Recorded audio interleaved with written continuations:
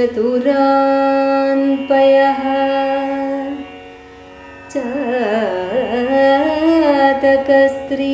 चतुरान् पयः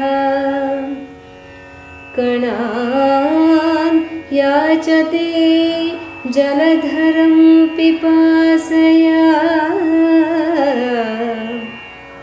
कणान् याचते जलधरं पिपासया सोऽपि पूरयति विश्वमंहसा सोऽपि पूरयति विश्वमंहसा हन्त हन्त महताम् उदारता.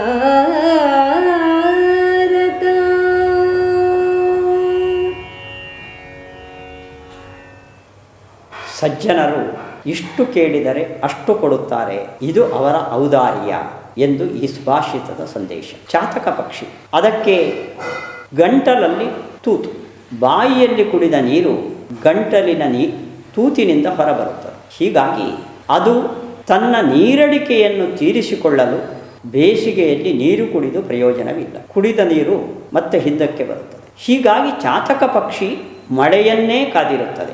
ಮಳೆ ಬಂದಾಗ ಅಂಗಾತ ಮಲಗಿ ಗಂಟಲಿನ ತೂತಿನ ಮೂಲಕ ದೇಹಕ್ಕೆ ನೀರನ್ನು ತುಂಬಿಸಿಕೊಂಡು ತನ್ನ ದಾಹವನ್ನು ತೀರಿಸಿಕೊಳ್ಳುತ್ತದೆ.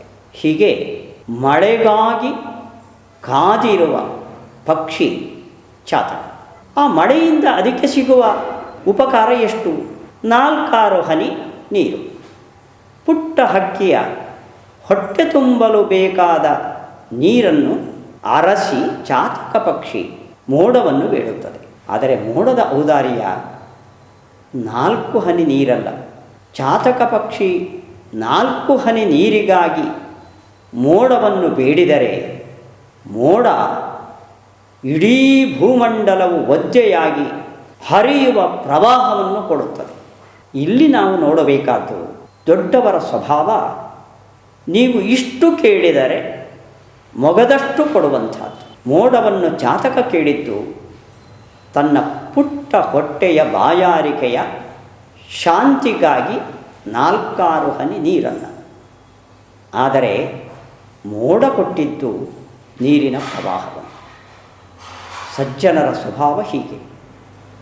ಅವರು ಕೊಟ್ಟರೆ, ದೇವರು ಮನಸ್ಸು ಮಾಡಿದರೆ, ನೀವು ಕೇಳಿದ್ದಷ್ಟೇ ಅಲ್ಲ, ನೀವು ಕೇಳಿದ್ದಕ್ಕಿಂತ 10 ಪಟ್ಟು ಉದಾರವಾಗಿ ಕೊಡುವ ವ್ಯಕ್ತಿತ್ವ ದೊಡ್ಡವರದು. ಹೀಗೆ ಇಲ್ಲಿ ನಾವು ಪಡೆಯುವ ಸಂದೇಶ, ನೀವು ಬೇಡಿದರೆ, ಕೈ ಚಾಚಿದರೆ ದೊಡ್ಡವರ ಮುಂದೆ ಕೈ ಚಾಚಿ. ನೀವು ಬೇಡಿದರೆ ದೇವನನ್ನು ಬೇಡಿ. ಅವನು ಕೊಟ್ಟರೆ ನೀವು ತುಂಬಿಸಲಾರದ್ದನ್ನು ಕೊಟ್ಟಾನು. ಆದ್ದರಿಂದ ಅವರಿವರು ಕ್ಷುಲ್ಲಕ ವ್ಯಕ್ತಿಗಳಲ್ಲಿ ಕೈಚಾಚಿ ದೈನ್ಯವನ್ನು ಪ್ರದರ್ಶನ ಮಾಡಬೇಡಿ.